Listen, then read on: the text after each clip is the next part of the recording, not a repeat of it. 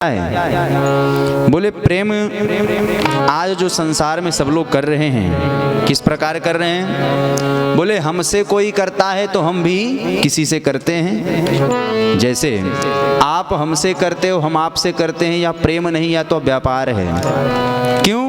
बोले आप हमसे कर रहे हो तब ना हम आपसे कर रहे हैं, तो या तो व्यापार कर रहे हैं। और प्रायः संसार में देखा जाता है कि लोग व्यवहार कर रहे हैं, व्यापार कर रहे हैं, लेकिन प्रेम नहीं कर रहे हैं। और एक दूसरा होता है क्या? बोले हम आपसे प्रेम करते तो हैं, आप हमसे करो या ना करो, वास्तविक रूप से प्रेम यही है। बाकी संसार में कपट रहित प्रेम है ही नहीं, कपट ही छुपा है।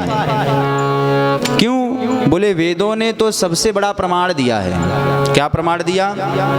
बोले सबसे बड़ा प्रमाण क्या है? बोले प्रायः संसार में कहा जाता है कि स्त्री पुरुष में सबसे ज्यादा प्रेम होता है, लेकिन स्त्री पुरुष के प्रेम में भी कहीं ना कहीं कपट छिपा ही होता है। क्यों? बोले वेद भगवान कहते हैं, वेद कोई ऐरे गहरे नत्तू खैरे की वाणी नहीं है, अभी तो वेद साक्षात भगवान का शब्दमय विग्रह है। और भगवान कहते हैं कि संसार के पतियों, जो तुमने यह आस लगा करके बैठी है कि यह पत्नी मेरी है, वह पत्नी भी आपकी नहीं है। क्यों? बोले उस पत्नी के प्रेम में भी स्वार्थ छिपा हुआ है। कौन सा स्वार्थ? तो वेद भगवान कहते हैं, नवा अरे पत्न्यो कामाय पति प्रियो भवति।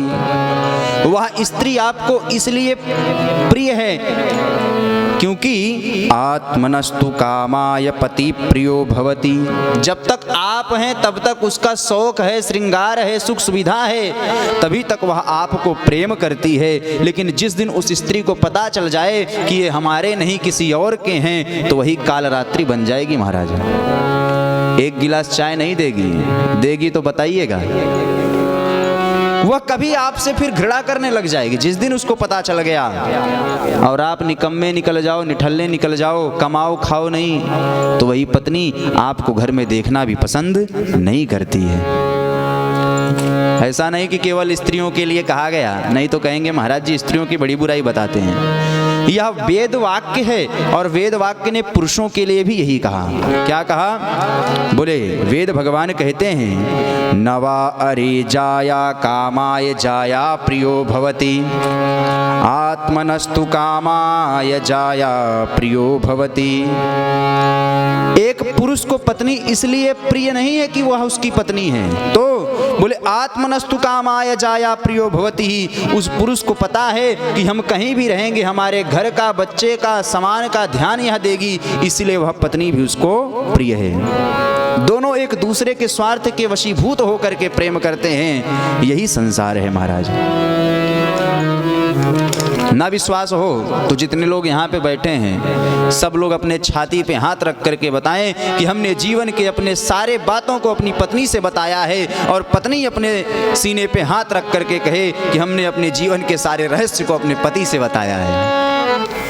महाराज यही संसार है। सब अपनी कामना के लिए ही एक दूसरे से प्रेम करते हैं। लेकिन अगर यह प्रश्न खड़ा हो कि आपका सच्चा प्रेमी कौन है, आपका सच्चा हितैषी कौन है, तो आप क्या बताओगे? तो बोले उसको भी कहते हैं कि इस संसार में हमारा सच्चा प्रेमी कौन है? तो तुलसी बाबा कहते हैं, तुलसी सो सब भांति परम प्रिय, पूज्य प्राण ते प्यारो, जाते हो य स्नेह राम पद ए तोई मतो हमारो। तुलसी सो सब भांति परम प्रिय, पूज्य प्राण ते प्यारो। हमारा कौन प्राण है, प्रियतम है, हमारा कौन हितैषी है? बोले जो जाते हो ये स्नेह राम पद, जिसके नाते आपको वह भगवान से जुड़वा दे, वही आपका सच्चा हितैषी है। हमारा आपका सच्चा हितैषी कौन है? बोले हमें आपको जो भगवान से जुड़वा दे, धर्म से जुड़वा दे, भगवान की कथाओं के प्रति प्रेम करा दे, वही हमारा सच्चा बंधु है। बाकी हमारा कोई सच्चा बंधु नहीं है। क्यों? बोले स्वार्थ लाग करहि सब प्रीति, सुर नर मुन सबकी यह रीति। स्वार्थ के वशीभूत होकर के संसार में व्यक्ति एक दूसरे से प्रेम करता है, बाकी वास्तविक रूप तो भैया बात यही है कि कोई किसी से प्रेम नहीं करता। संसार में निष्कपट प्रेम नहीं है, कपट रहित है। एक बाप भी अपने पुत्र को तभी तक अच्छा प्रेम करता है जब तक वह पुत्र कमा करके धन देता है। जिस दिन वह पुत्र कुमार्ग पर चला जाए वही बाप उसको अपने घर में बैठाना पसंद नहीं करता।